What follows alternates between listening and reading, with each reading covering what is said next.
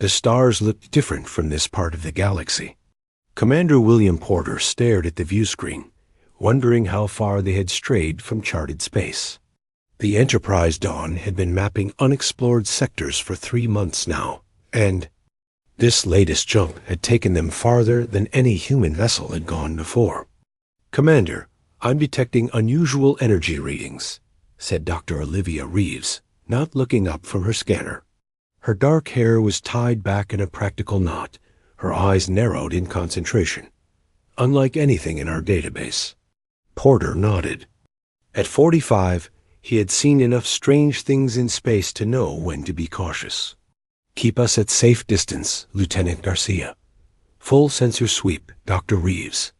The bridge crew worked in practiced silence. The Enterprise Dawn was Earth's newest deep space explorer, but its mission was simple: go further, learn more, and return safely. No one expected they would stumble into the middle of a galactic war. "Sir," called Communications Officer Lisa Brown, her voice tight with surprise. "We're being hailed. The language is translating now." A moment later, the view screen changed. Porter blinked in surprise. The alien before them had purple skin that seemed to shimmer with an inner light. Its 4 eyes blinked indifferent. Patterns and a breathing apparatus covered what might have been a mouth. "Unidentified vessel," the translation came through in flat, computer-generated tones. "You have entered a military exclusion zone. Power down and prepare for boarding." Porter straightened his uniform. First contact situations were delicate. "This is Commander William Porter of the Earth vessel Enterprise Dawn. We are on a peaceful mission of exploration, and we're unaware of any exclusion zone. We apologize for the intrusion." The alien's eyes blinked rapidly. "Earth vessel? Your designation is not in our records. Maintain position. A security detail will board for inspection." The transmission cut off before Porter could respond. "Options?" Porter looked around at his senior staff. "Their ships are approaching from 3 directions," Tactical Officer Frank Mitchell reported. "Advanced designs, heavily armed. We couldn't outrun them if we tried." Dr. Reeves looked up from her scanner. "Commander, there's something odd about those ships. I'm not detecting any life signs." "Not a single one?" Porter frowned. "Automated vessels?" "More than that," Reeves said, excitement creeping into her voice. "The entire fleet appears to be unmanned. Completely autonomous battle platforms." Before Porter could process this information, a bright light engulfed the bridge. When it faded, Porter found himself standing in a vast circular chamber. Dr. Reeves materialized beside him, looking equally startled. The chamber held a semicircle of 17 different alien species, each seated at an elevated platform. Some were vaguely humanoid, others utterly bizarre in form. The purple-skinned alien from the transmission sat at the center. "Biological entities," the central alien spoke, its translated voice echoing in the chamber. "Explain your presence in a battle zone with an unshielded, minimally armed vessel containing living beings." Porter stepped forward. "As I said before, we are explorers from Earth. We had no knowledge of any conflict in this region." A tall, insect-like alien leaned forward. "You expect us to believe you physically transport your organic forms through space for the purpose of ... looking around?" Porter exchanged glances with Reeves. "Yes, that's exactly what we do." The chamber, filled with sounds that the translation system couldn't process, likely the alien equivalent of muttering or laughter. The central alien raised a limb for silence. "I am High Chancellor Zex of the Galactic Council. These are the representatives of the 17 spacefaring civilizations of our alliance. And you have wandered into the largest conflict this galaxy has seen in 20,000 cycles." Dr. Reeves stepped forward. "Chancellor, our sensors detected no life signs on your vessels. Are they fully automated?" An amphibious alien with flowing, Gill structures rippled in what might have been irritation. Of course they are. No civilized species would risk biological forms in combat. It would be barbaric. Porter began to understand. You fight your wars with machines only? For the past 12,000 cycles, no sentient being has entered a combat zone, explained a small furry alien. Our battle platforms are extensions of our strategic will, but we remain safe. Chancellor Zex fixed all 4 eyes on Porter, which makes your presence here highly suspicious. The Void Hegemony has never sent biological scouts before. We are not your enemies, Porter said firmly. We are simply explorers who found ourselves in the wrong place. A new voice spoke, deeper and commanding. Or spies in clever disguise. The aliens parted as a tall, blue-skinned humanoid with ridged features approached. Unlike the others, this alien wore what appeared to be military insignia. Admiral Zelthern, commander of the United Fleet, Chancellor Zex introduced. The Admiral circled Porter and Reeves, studying them with cold eyes. 17 civilizations have united against the Void Hegemony. We have committed our most advanced technologies to this fight. And now, mysterious organic beings appear just before our major offensive? We can prove we're human, Reeves offered. Our ship contains our history, biology, scientific knowledge. If you are not hegemony agents, Zelthern interrupted, then you are irrelevant primitives who have blundered into danger. Either way, you will be contained until the threat is neutralized. Porter felt a flash of irritation. With respect, Admiral, we may be able to help. The chamber went silent. Then several aliens began speaking at once, their translation overlapping in a cacophony of shock. Admiral Zelthern silenced them with a gesture. Help? You would send your living bodies into battle? This is barbarism we haven't witnessed in eons. Not barbarism, Porter corrected. Adaptability. From what I gather, your machines follow programming, no matter how advanced. But humans can improvise, create new solutions on the spot. Dr. Reeves nodded eagerly. Humans evolved on what you might call a death world high gravity, extreme temperature variations, dangerous wildlife, natural disasters. We're built to survive changing conditions. Chancellor Zex's 4 eyes blinked in different patterns. Are all humans so confident in the face of superior forces? It's not confidence, Porter said with a small smile. It's experience. We've been surprising ourselves with what we can survive for our entire history. The council members conferred among themselves, using communication methods that bypassed the translation system. Finally, Chancellor Zex addressed them again. You will be permitted to observe the coming battle from a safe monitoring station. Admiral Zelthern will escort you. If your claims of being from this Earth prove true, we will return you there once the hegemony threat is contained. As they were led from the chamber, Reeves whispered to Porter, Did you just volunteer us to help fight their war? Porter kept his expression neutral. I volunteered us to watch, learn, and be ready. Something tells me their machines aren't going to be enough against these hegemony forces. Admiral Zelthern led them through corridors of gleaming metal to a transport pad. Your confidence is misplaced, human. Our battle platforms represent the pinnacle of 17 civilizations' military technology. The Void Hegemony will fall before our combined might. Porter nodded politely, but he caught Reeves. They both recognized the familiar sound of overconfidence, a trait that, apparently, crossed the boundaries of species throughout the galaxy. The monitoring station awaited, and with it, humanity's first glimpse of a war, unlike any they had known. War of machines, about to be interrupted by the most unpredictable element in the galaxy, human ingenuity. The monitoring station hung in space like a crystal eye, watching the gathering of the largest machine fleet ever assembled. Porter and Reeves stood with several council representatives before a vast holographic display showing thousands of automated vessels taking formation in the Proxima Nebula. Impressive, Porter admitted. Each ship design was different, representing the unique military doctrine of its creator species. Some were sleek and predatory, others blocky and bristling with weapons. All moved with perfect precision. "This is merely the forward element," said Admiral Zelthern with undisguised pride. "The main battle group contains over 30,000 autonomous platforms with nearly 1 million support drones." Reeves studied the tactical display. "And you control them all remotely from here?"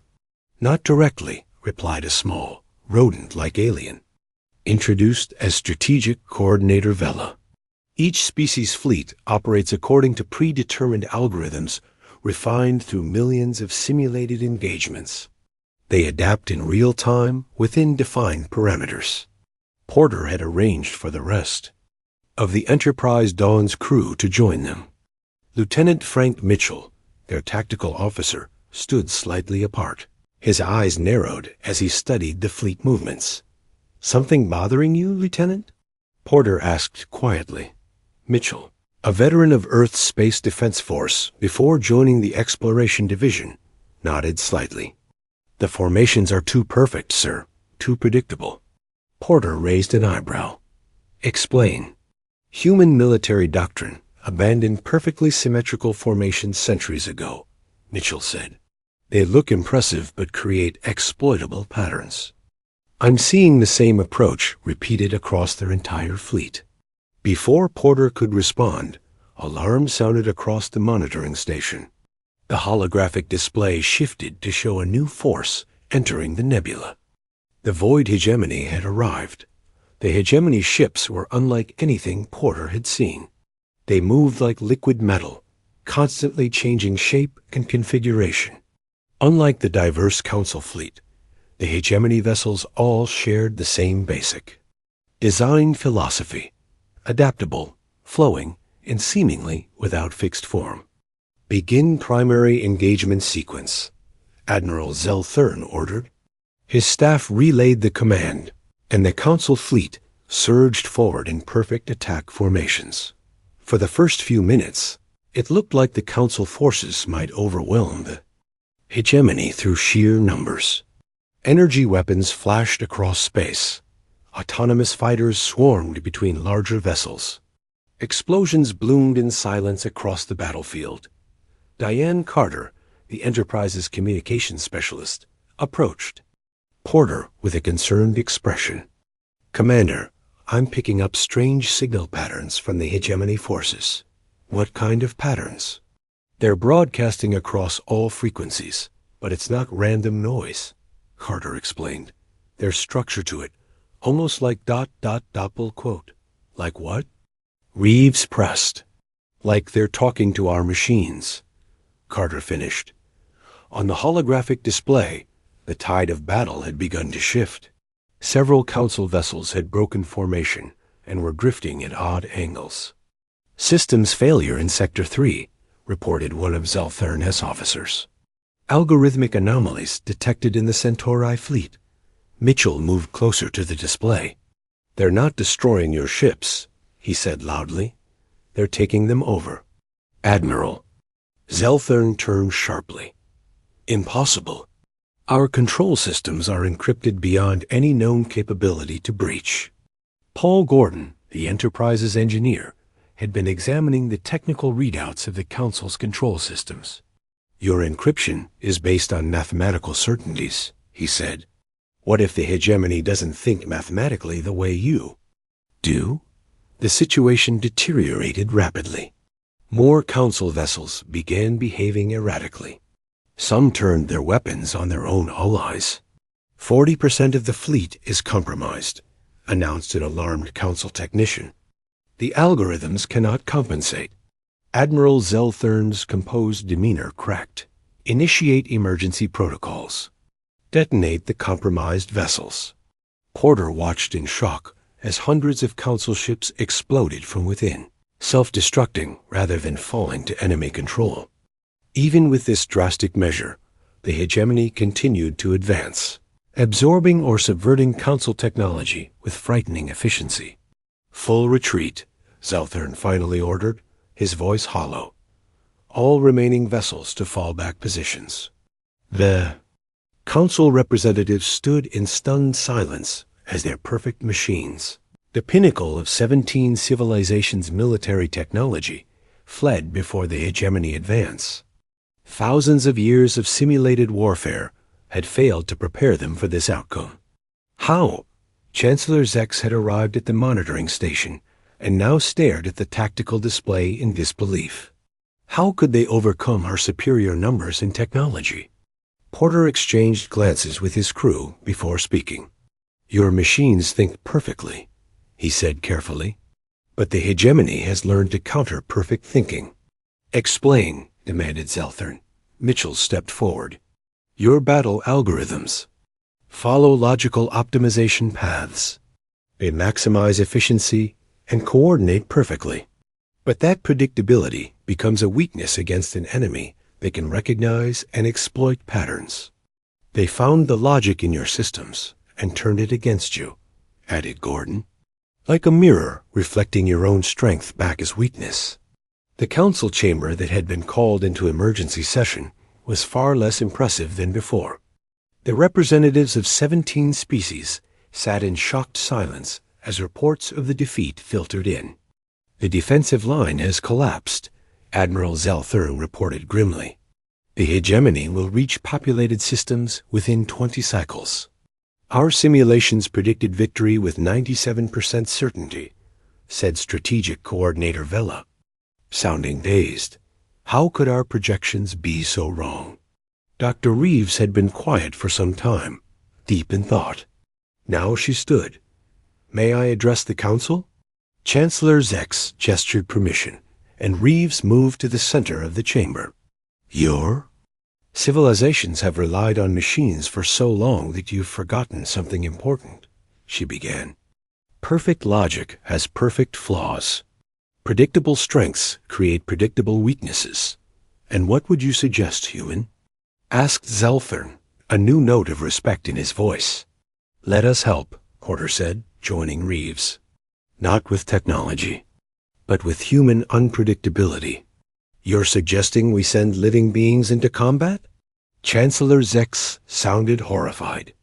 Against machines that defeated our most advanced fleet? Porter nodded. Humans come from what you called a death world.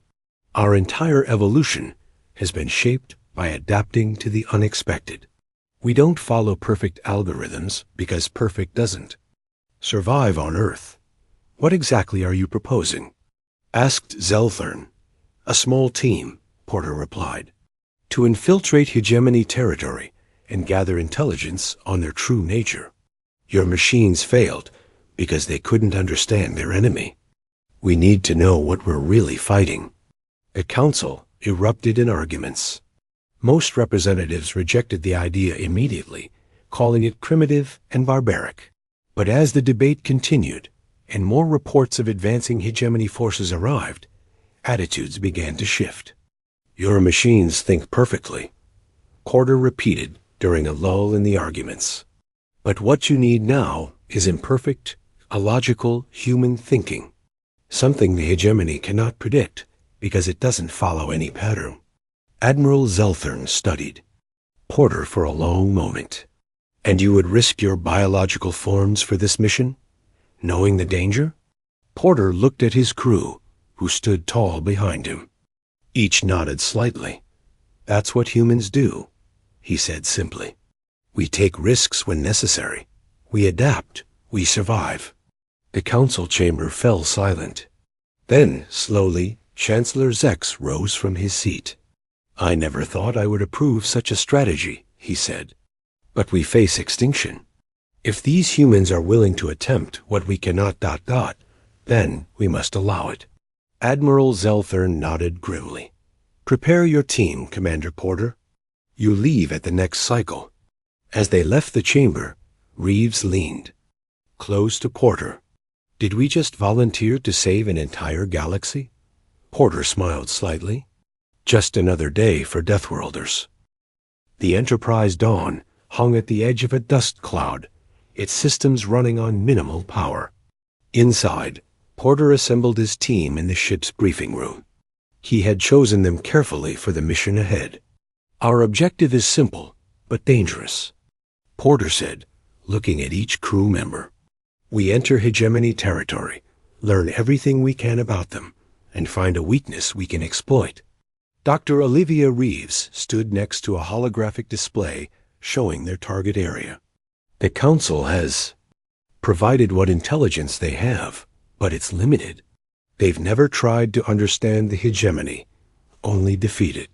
Lieutenant Frank Mitchell, with his tactical expertise, would be essential. Their machines adapt quickly to energy weapons and electronic countermeasures. We need to think differently." Sergeant Nicole Bell, the ship's security chief, was a compact woman with quick eyes and quicker reflexes. "I've been training the team in hand-to-hand combat techniques. If we can't use energy weapons, we need alternatives." Dr. Samuel Wright, their medical officer, was the final member of the ground team. "I've analyzed what little biological data we have. If there are living components to the hegemony, we need to understand them." The door slid open, and a blue-skinned figure entered. Junior Admiral Kurvosh, nephew of Zelther, had been assigned as the Council's observer. "This plan is foolishness," Kurvosh said without greeting, "but I am ordered to assist and observe." Porter nodded politely. "We appreciate your input, Admiral. Your knowledge of Council technology will be valuable." Kurvosh looked around the room with poorly disguised disdain. "Where is the battle armor I sent? You cannot possibly intend to enter hostile territory without protection." Bell smiled slightly. "We tried your armor. It's impressive, but restrictive. We need mobility and full sensory awareness." "This is madness," Kurvosh insisted. "The hegemony machines will detect and eliminate unprotected biological forms immediately." Mitchell shook his head. "That's where you're wrong. The hegemony is looking for power signatures, energy weapons, and electronic systems. We're going to be the last thing they expect." Porter brought up an image of their landing zone. "We've selected a moon at the edge of hegemony space. Minimal presence, but enough to gather intelligence." The plan was set. The Enterprise Dawn would drop them off and retreat to a safe distance. The team would have 14 days to complete their mission and reach the extraction point dot as they prepared in the shuttle bay. Kurvosh watched in growing alarm as the humans packed their gear. "Those are primitive weapons," he said, pointing to the items Bell was distributing. "Composite knives," Bell explained. "No metal to detect. And these are spring-powered projectile weapons. Mechanical, not electronic." Dr. Wright carefully packed vials of chemicals. Simple compounds.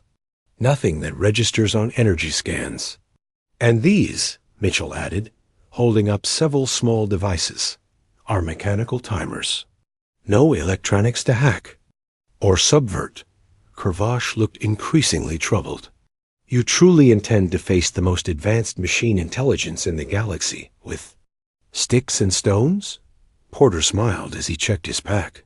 "Not exactly. We're bringing our most powerful weapon." He tapped his head. "Human ingenuity." The landing shuttle detached from the Enterprise Dawn with minimal thrust, drifting toward the moon, more like debris than a controlled vessel. Inside, the team made final preparations. "Remember," Porter said, "we're not here to fight their machines. We're here to understand them." Dr. Reeves nodded. "The Council has been fighting this war for years without ever asking what the hegemony wants or why it's expanding." As they approached the moon's surface, Mitchell killed all power systems. The shuttle glided the final distance, landing roughly but quietly in a crater far from any detected hegemony activity. "Atmosphere is thin but breathable," Dr. Wright confirmed, checking a mechanical pressure gauge. "Temperature drops severely. During lunar night, so we'll need to move quickly. They exited the shuttle into the dim light of a distant sun. The landscape was barren rock and dust, with strange metallic structures visible on the horizon. Kurvash stepped out last, still wearing a compact version of Council battle armor despite Porter's advice. "I will observe your methods," he said stiffly, "but I maintain my skepticism." They moved slowly across the lunar surface, using the natural terrain for cover. Belle led the way, her movements precise and economical. The reduced gravity made each step a potential mistake for the inexperienced, but the humans had trained for this.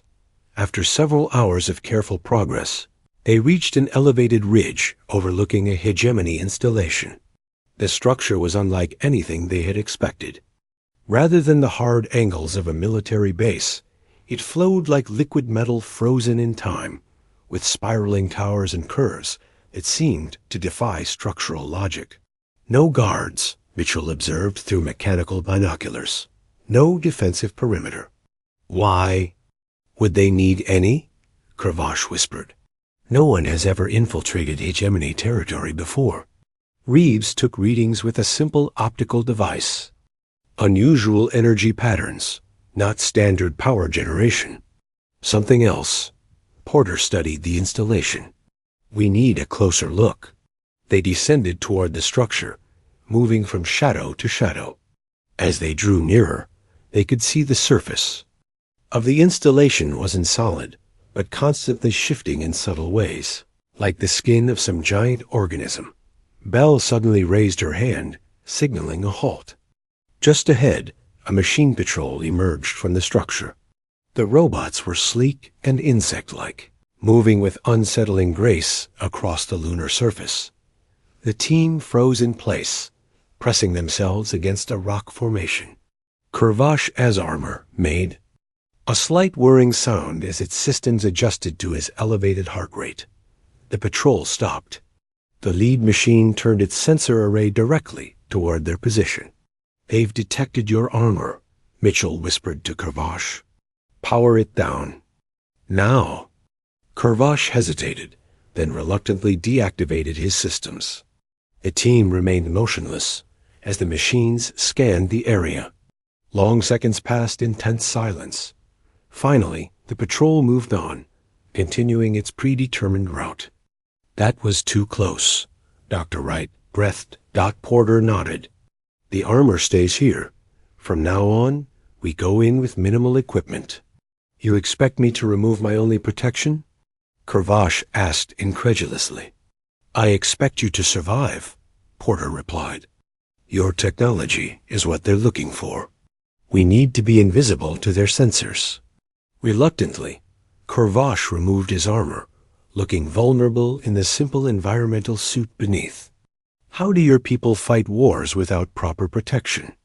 Belle smiled grimly. "Sometimes the best armor isn't what you wear, but what they don't see." Porter surveyed the installation again. "We'll enter during the next patrol gap. Our goal is information, not confrontation. We're not going to fight their machines. We're going to walk right past them." Reeves finished Dot as darkness fell on the lunar surface. 5 figures moved silently toward the flowing metal structure. They carried no energy weapons, wore no powered armor, and transmitted no signals. They were doing something the Council had considered impossible for thousands of years, facing the enemy directly, with nothing but their wits to protect them. Kurvash, watching the humans move with confident precision, began to understand why these Deathworlders might succeed with a combined might of 17. Advanced civilizations had failed. They weren't fighting the way the hegemony expected. They weren't fighting at all. The inside of the hegemony structure defied all expectations. Instead of cold metal corridors, the team found themselves in flowing tunnels that seemed almost organic, pulsing with faint blue light. The walls had a strange texture, neither solid nor liquid, that rippled slightly when approached. "This isn't just a machine base," Dr. Reeves whispered, carefully examining the wall without touching it. There are biological components integrated into the structure itself. Porter nodded. They had been inside the installation for 3 hours, moving carefully through the twisting passages, avoiding the occasional machine patrol. So far, their simple strategy was working. Without power signatures or electronic equipment, they were practically invisible to the hegemony sensors. "It's warm in here," Dr. Wright noted, checking a simple thermometer. "And the air composition is different from the moon's atmosphere. Higher oxygen content, trace organic compounds." Cravache, still uncomfortable without his armor, stayed close. To Mitchell, "The Council believed the hegemony was purely mechanical. This changes everything, or confirms what we suspected," Porter said quietly. "The machines aren't the hegemony. They're tools, just like the Council's automatons." They continued deeper, mapping their route with pencil and paper.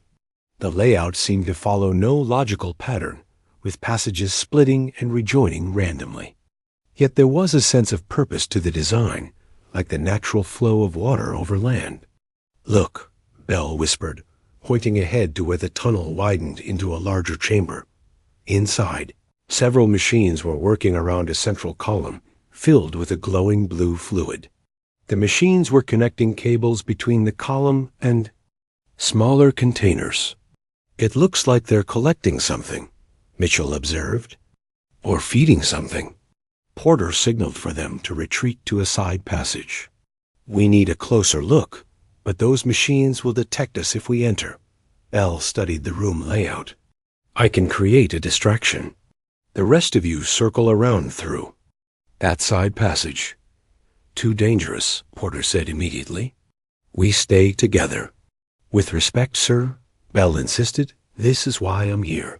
You need information, and I can give you the time to get it."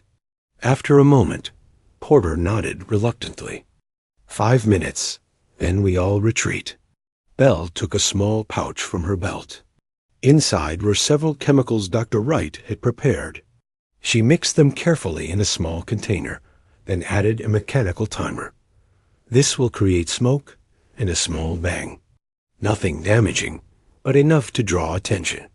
She slipped away, moving silently to the opposite side of the chamber.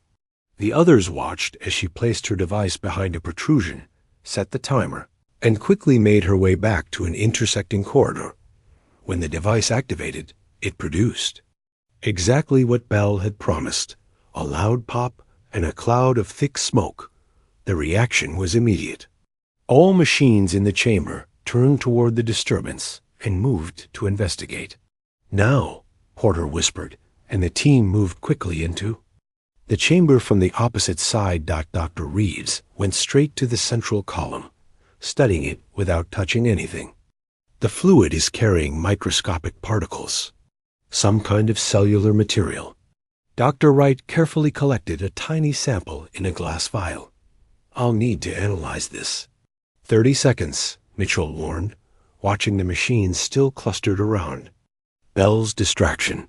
Cravache approached one of the smaller containers.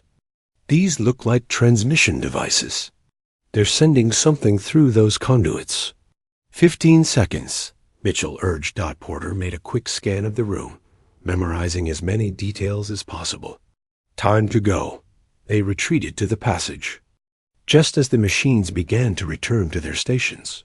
Once safely away, they continued deeper into the structure, following the larger conduits that carried the blue fluid. "I think we're heading toward the center," Reeves said, consulting their crude map. Several corridors later, they found themselves in a new section where the walls pulsed more strongly with light. The air was warmer here and filled with a faint hum just at the edge of hearing. Dr. Wright had been examining the sample through a simple optical magnifier. "Commander, this fluid contains biological cells unlike anything I've seen. They're not mechanical, but they're not like Earth life either." "So the hegemony isn't just machines," Porter said thoughtfully. "The machines are serving something biological." They turned a corner and froze.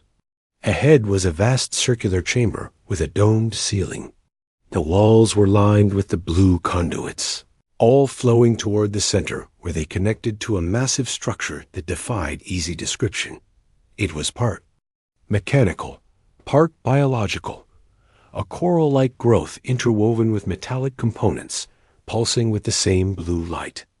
"That's it," Reeves breathed. "That's what the Council has been fighting." Before they could retreat, an alarm sounded. Red light flooded the corridors, and the hum increased in pitch. "They've detected us," Mitchell said, drawing his mechanical projectile weapon. "No," Kervash said, looking down at a small device he'd kept hidden. "They've detected this. I maintained a connection to my armor. The Council needed direct observation." Porter stared at him in disbelief. "You compromised our mission." "I followed my orders," Kervash replied, though he looked uncertain now. "The Council wouldn't accept human observations alone." The sound of approaching machines echoed through the corridors. They were coming from all directions. "No time to argue," Bell said, taking a defensive position. "We need to move." "Where?" Kervash demanded. "We're surrounded." Porter looked back at the central chamber with the coral-like structure. "There, into the heart of it." "That's suicide," Kervash protested. "No," Porter said firmly. "It's our mission. We came to understand the hegemony. That's the hegemony." They ran into the chamber just as machines appeared in the corridor behind them. Bell took position at the entrance, her composite weapon ready. "I'll hold them off," she said. "Get what we came for." The first machines entered the corridor. Bell fired her weapon, the spring-powered projectiles hitting with surprising force. One machine staggered, its sensors damaged.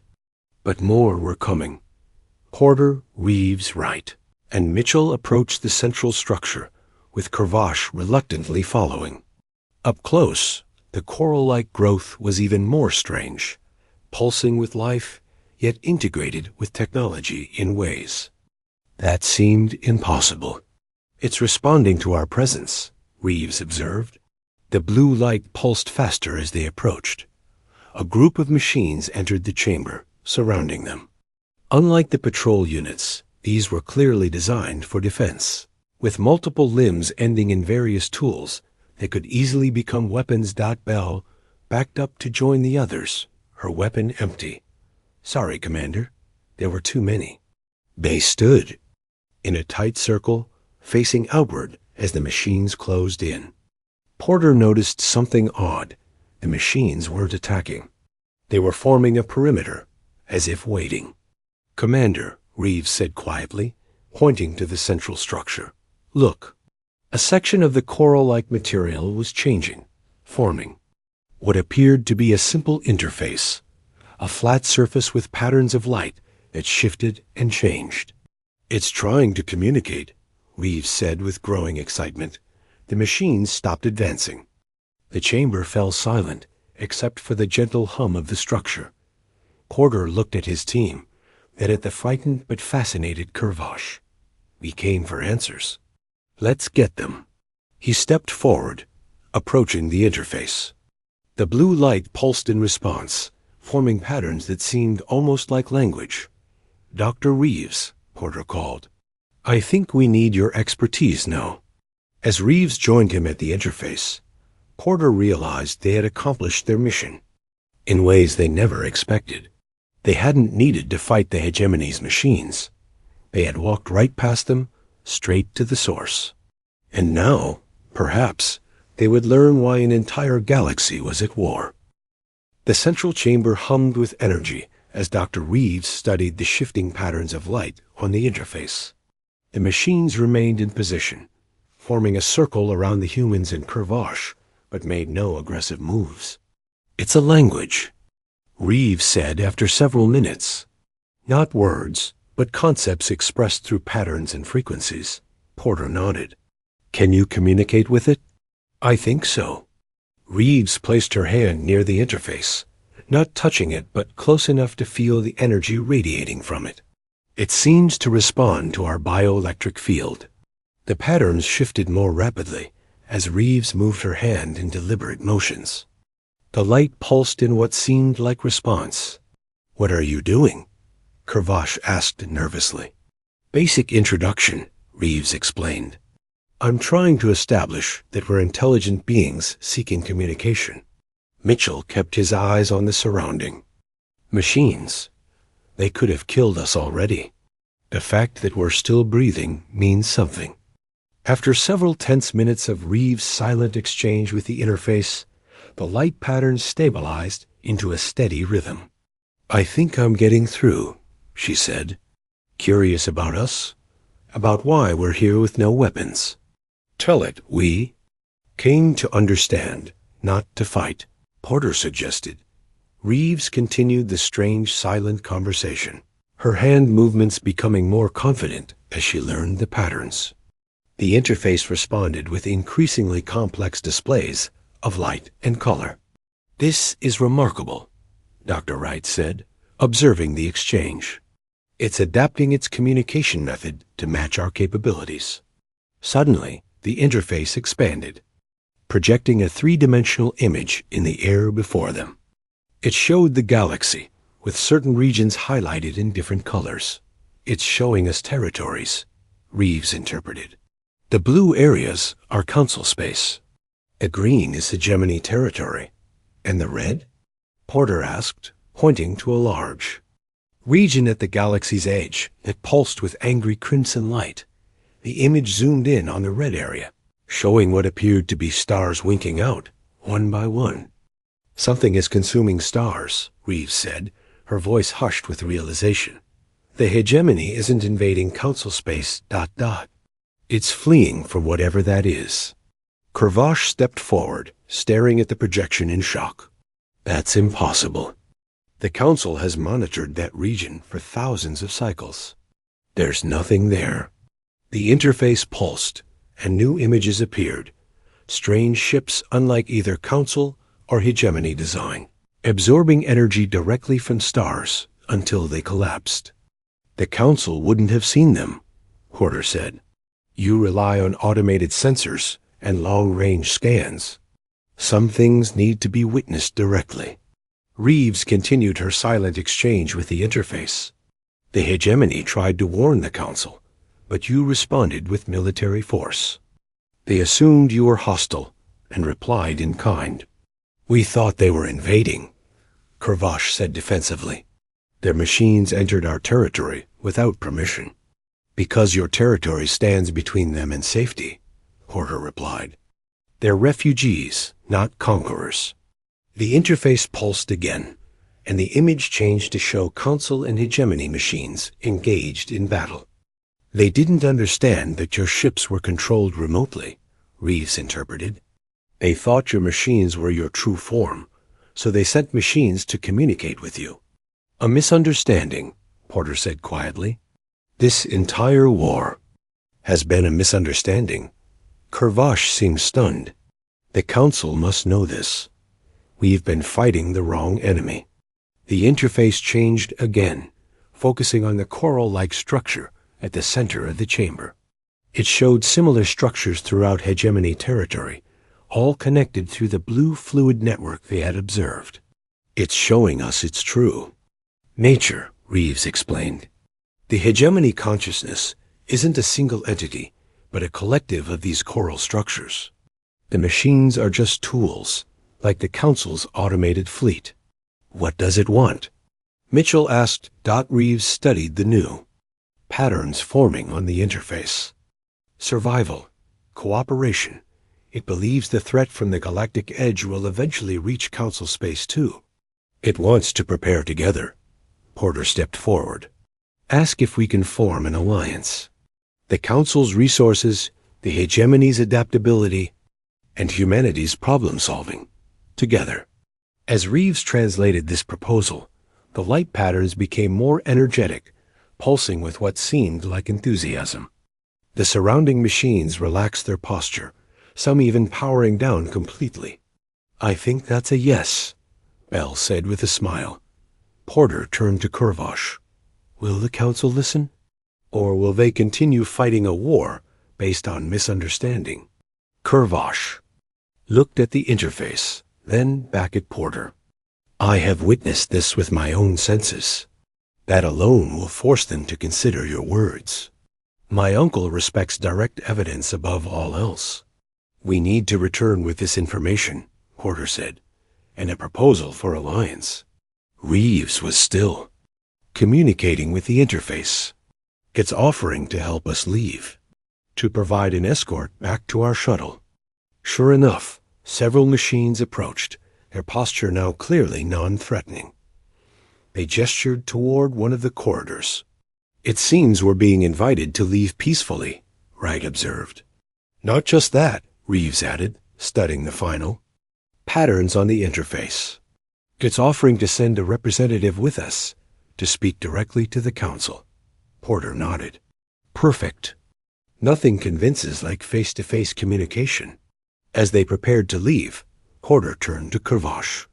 You came here believing in the superiority of your technology and the barbarity of our methods. What do you think now? Kurvash was quiet. For a moment. I think that seeing with one's own eyes changes perspective in ways that remote observation cannot. Your people walked unarmed into what we thought was certain death, and found understanding instead of conflict. The journey back to their shuttle was remarkably different from their infiltration. The machines guided them through the installation, taking more direct routes than they had found on their own.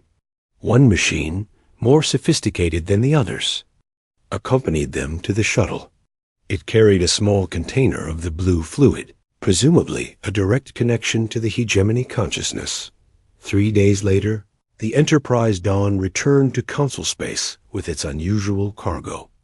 The reception that awaited them was unprecedented.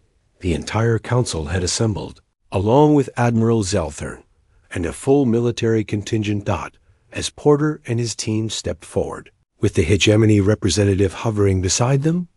Murmurs of shock rippled through the assembled aliens. Commander Porter, Chancellor Zex acknowledged. It seems your mission had unexpected results. Porter nodded. We went seeking intelligence about an enemy. We found a potential ally against a greater threat. Admiral Zelthern looked to his nephew. Is this true, Kurvash? Kurvash stepped forward. I witnessed it with my own senses, Uncle. The Deathworlders accomplished through direct action. What? Our technology could not. They listened when we would have fought. Over the following weeks, the alliance was formed. The Council's vast resources combined with the hegemony's adaptive technology, guided by human ingenuity. Research outposts were established to monitor the approaching threat from the galactic edge. Defense plans were developed incorporating all three approaches to warfare. Humanity was formally invited to join the Galactic Council, the first new species admitted in over 5,000 cycles. At the ceremony, Admiral Zelthern approached Porter and his team. You have taught us a valuable lesson, the Admiral admitted. For too long, we believed advanced civilization meant removing ourselves from danger, fighting through machines alone. Porter smiled. There's wisdom in caution, Admiral. But sometimes, understanding requires risk. Every species sent machines to war, Zelthern said thoughtfully, because we feared losing our lives. Humans walked in unarmed, because you understood that sometimes, to preserve life, you must risk everything. As the combined fleet began preparations for the greater challenge ahead, Porter looked out at the vast array of ships, Council, hegemony, and the small but growing human contingent. This time, they would face the threat together, with the best of all their approaches. The Deathworlders had shown the galaxy a new way forward, not through overwhelming force or perfect logic, but through the simple, powerful act of understanding.